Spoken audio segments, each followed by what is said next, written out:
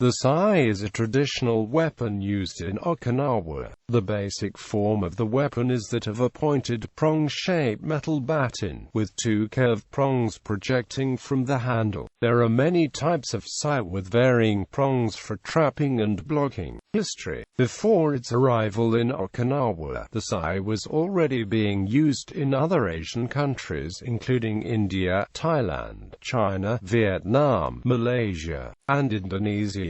It may have been brought to Okinawa from one or several of these places simultaneously. Silent practitioners typically refer to the sai either as sherbang in Indonesian or tekpi in Malay. Based on the Indian trisla, early evidence in the form of Japanese art shows that the sherbang predates the sais used in Okinawa and China. The word trisla itself can refer to both a long or short-handled trident. Because the trisla was created in South Asia, it is possible that the sai originated in India and spread along with Hinduism and Buddhism. This is supported by the fact that the trisla is important as a Hindu-Buddhist symbol. In Okinawa, the sai was used by domestic police to arrest criminals and for crowd control. Use of the sai was perfected in 1668 by Moto Chohei, an Okinawan prince. The sai eventually reached Japan in the form of the jita, which usually has only a single prong, although some jita have two prongs like a sai. Both are truncheon-like weapons, used for striking, bludgeoning,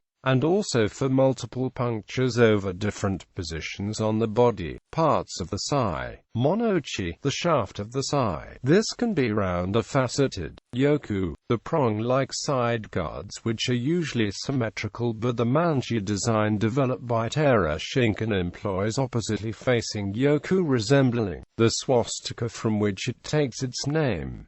Sumi, the tip of the side guard. Moto, the actual center point between the two side guards. Suka, the handle of the sai. The suka can be wrapped with different materials such as cord or ray skin to provide a grip. Sukagashira, the butt end of the handle. Saki, the tip or point of the sai which is usually blunt and not pointed. Technique. The sai is typically used in pairs, with one in each hand.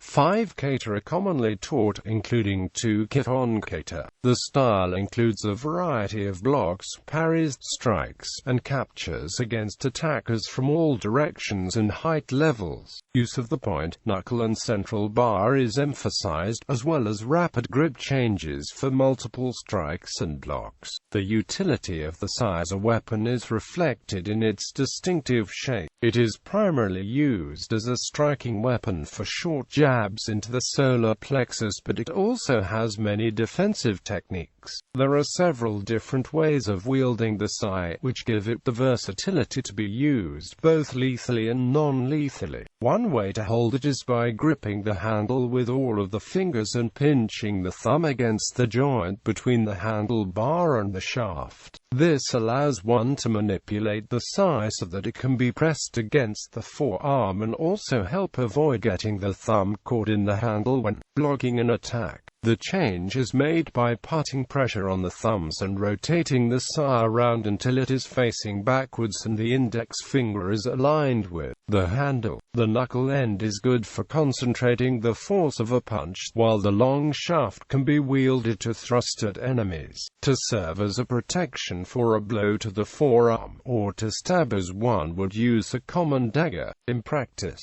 some prefer to keep the index finger extended in alignment with the center shaft regardless of whether the knuckle end or the middle prong is exposed. The finger may be straight or slightly curled. Used in this way, the other fingers are kept on the main shaft, with the thumb supporting the handle. The grips described above leverage the versatility of this implement as both an offensive and a defensive weapon. Both grips facilitate flipping between the point and the knuckle being exposed while the sai is held in strong grip positions.